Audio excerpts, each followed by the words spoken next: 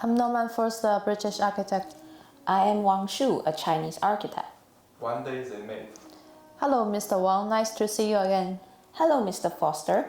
Last time I took you to see the site, but it may have been too rushed. This time, I would like to talk to you about some more specific information regarding Hangzhou City and Westlake. Okay, Mr. Wang, let's get started. Last time, we went to see Westlake, but there was some information I didn't tell you. What is it about? It's about another part of the planning information. There are 10 scenic spots around Westlake that were fixed by Chinese literati throughout literature in the past dynasties. When Westlake was planned, it was not done by people in this profession. It was done by Chinese literati and painters who were not professional painters themselves. Some famous ancient Chinese poets who served as mayors in Hangzhou at that time had a significant influence on the planning of Westlake based on their aesthetic standards. So these scenic spots were designed by those exiled poets? You could say that. Poets such as Bai Juyi in the Tang Dynasty and Su Dongbo in the Song Dynasty had a significant influence on the planning of Westlake.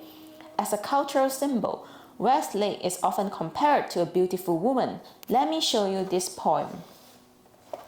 Praising Westlake in the rain. Shimmering water on sunny days, blurred mountains through rainy haze. Westlake is like a beauty, 西子. With light or heavy makeup, always beautiful. The brimming waves delight the eyes on a sunny day. The dimming hills present rare view in a rainy haze. Westlake may be compared to the Lady of the West, whether she is richly adorned or plainly dressed. I understand. This point helped me to feel the overall atmosphere of Westlake. It seems to be often raining and foggy, with the mountains in the distance forming a scenic view. People often come here to enjoy nature around the lake.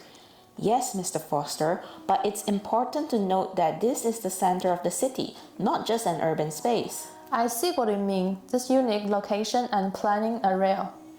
Westlake's 10 scenic views comprise Dawn on the Sioux Causeway in spring, Winemaking Yard and Lotus Pool in summer, Moon over the peaceful lake in autumn, Remnant snow on the bridge in winter, Leifeng Pagoda in the sunset, orioles singing in the willows, fish viewing at the flower pond, moon and candlelight mirrored in the lake, evening bell ringing at the Namping Hill, two peaks piercing the clouds.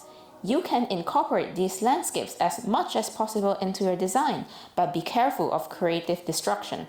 We need to weaken the buildings because China's rapid urbanization has caused great damage to cities. Even if you can create good designs, remember to weaken the buildings themselves. I understand, Mr. Wang. Can you give me some more specific information about this museum? Who is it designed for and what will be exhibited here? Yes, Mr. Foster, this used to be the area where the Chinese silk industry flourished. There's a lot of history about raising silkworms and ruling silk. This museum will be used to record all of this. I have a question, Mr. Wang. Why did the Chinese people exaggerate clothing material from the silk? It is incredible, like using spider silk to make bulletproof vest.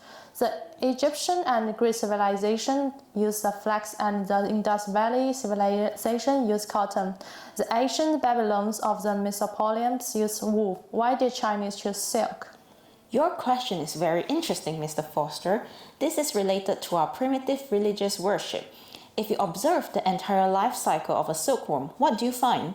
Isn't it a bug that wraps itself in silk and then breaks out and flies into the sky? Our primitive worship was to aspire to the soul ascending to heaven. Our ancestors believed that silk was a tool to help the soul ascend to heaven.